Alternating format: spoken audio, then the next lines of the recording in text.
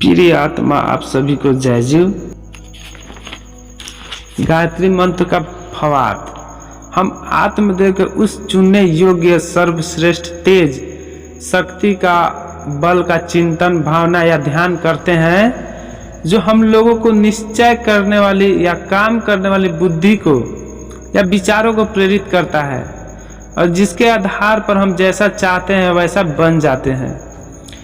इस गायत्री मंत्र में आत्मा के आश्चर्यजनक बल का ज्ञान प्राप्त कर उसे धारण करने, उसका ध्यान करने और आत्मबल मनोबल से काम लेने की बात है।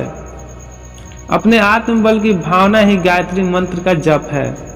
मुनिवर पतंजलि ने भी कहा है कि तज पस्तधत्य भावनम, मतलब उसकी भावना ही उसका जप है। सृष्टिकर्ता सविता देव। इसका मनुष्य में जो बुद्धि होती है, लड़का जो बढ़ता और मोटा होता है, यह भी नए रक्त और मशादी के उत्पन्न होने के कारण ही होता है। यह सब किसके होने से या किसके कारण से होता है? इसका एक ही कारण है। यदि आप हमसे पूछे कि यह एक कौन है, तो हम कहेंगे कि यह आत्मा है।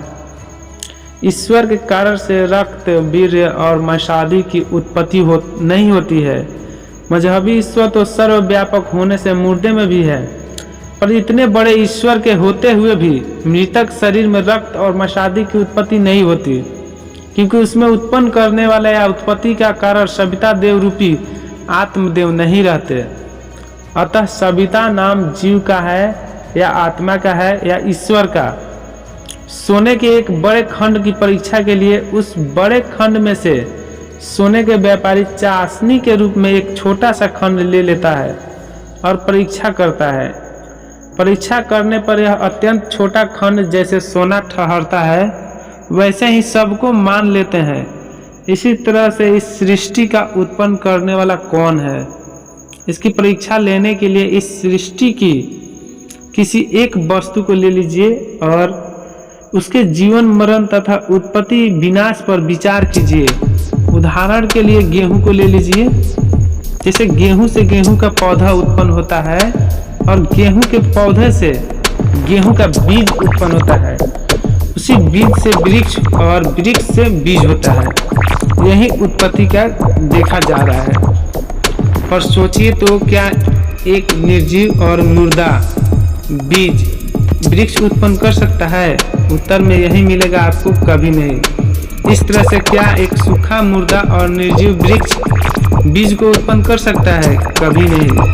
अतः यह सिद्ध है कि प्रत्येक वस्तु की उत्पत्ति का कारण उसके भीतर का जीवन, सजीवता, जीव या आत्मा है।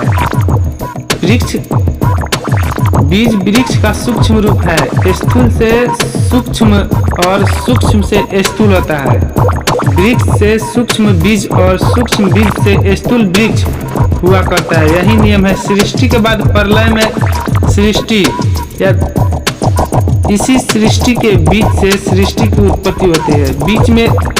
बीज में वृक्ष और वृक्ष से बीज। इसे यूं समझिए कि स्थूल से सूक्ष्म और सूक्ष्म से स्थूल बराबर होता रहता है। यह कम, अनादि और अनंत है। पर निर्जीव या मृत बीज से कुछ नहीं होता। मतलब यह है कि जो बीज सजीव नहीं है वह उत्पत्ति का काम नहीं कर सकता। अतः सारे संसार के भीतर उत्पत्ति का कारण एक ही है, एक ही सिद्ध होता है, जिसे आत्मा कहते हैं। अतः यही आत्मदेव सविता देव है। आज के वीडियो में बस इतना ही। जय जी।